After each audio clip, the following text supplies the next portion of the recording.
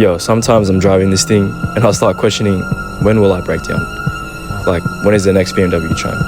Genuinely. I don't know what my 18-year-old self saw in this car, because now I'm stuck with this unstable addiction with BMWs.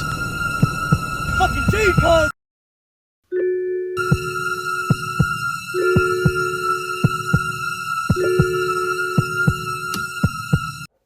Alright, all jokes aside, these cars are not that bad. But before I get started on my experience with these cars, let me first clarify that I was never spoiled. I never had crazy rich parents who would buy me a G80 and then I would crash it the next day. If you know, you know. I worked hard for my cars. At the age of 17, I got a job at KFC, started getting cash there. Then I had my first car, which was a Honda Accord Euro. I then traded it for an Audi A4 from Facebook Marketplace, which had like 200,000 kilometers. I then sold that Audi to some Chinese dude who thought he had the greatest deal of his life for $7,000. That's how I bought my first ever BMW, which was the E92 325i in blue Onyx. Yeah, mate, the start of the addiction. It's only about to get worse from here, I'm telling you.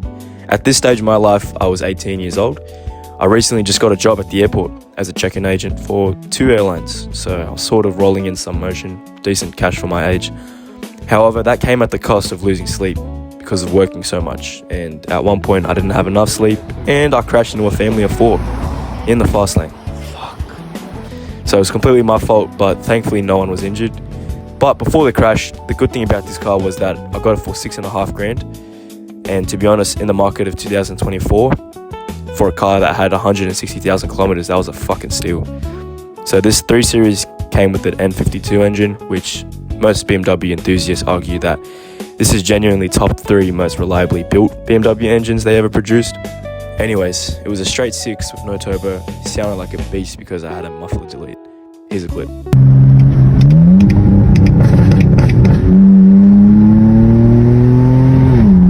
And the driving experience was actually good. The way they designed the cabin and how everything is focused on the driver was a great feature to me.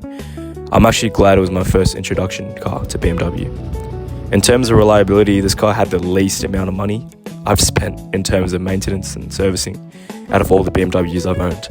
So if I had to rate it out of 10, I'd give it an 8. And if you ask me if I would buy it again, I would, because I actually did, and we'll get to that in a minute. Anyways, after the crash and some court fees and all that, I sold the car to 4 Indian mechanics for $3,000 who ended up fixing the car up, making it look nice again, which I'm happy for. And as time went by, I ended up buying a 2014 2 Series for about $16,000 at 120,000 kilometers. And fun fact, the woman I'm dating now, actually at the start of our relationship, I was trying to show off and my diff blew up. Yeah, about $2,000 to fix. Now I bought the car and it already had a Catalyst downpipe, which wasn't disclosed to me by the car dealership.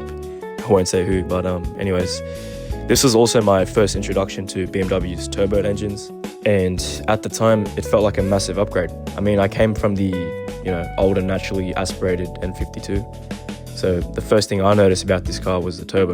The car just felt more responsive and it was like eager to move. You didn't have to rev the life out of it to get it going anymore.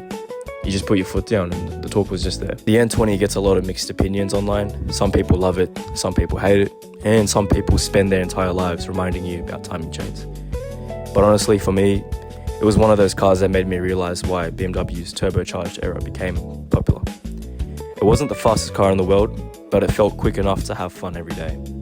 The chassis was smaller than the cars that I've owned before, so it felt lighter on its feet and more playful through corners. This car was also the car where I was caught speeding and other traffic offences I cannot publicly discuss, and for that reason I don't get my fulls until 2029. Anyways, as time went by, I noticed issues with battery and coolant, and to be fair, it was already reaching 130,000 kilometers.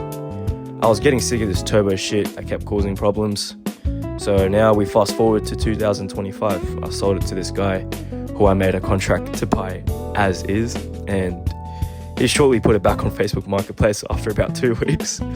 My mate Lennon showed me. So yeah, with this money, I just bought the E92 again, just because of how sick I was of that turbo disaster I experienced.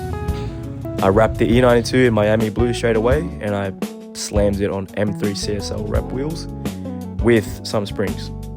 The Miami blue E92 was probably one of the most fun cars I've owned. It had personality, it stood out, and every time I parked it somewhere, I'd find myself turning around for one last look before walking away.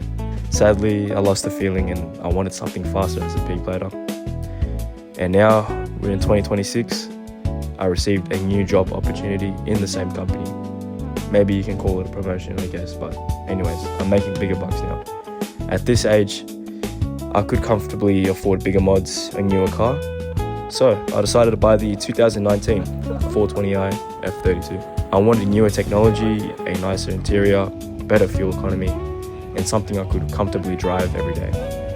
The first thing I noticed about the B48 engine was how much stronger it felt than my previous cars.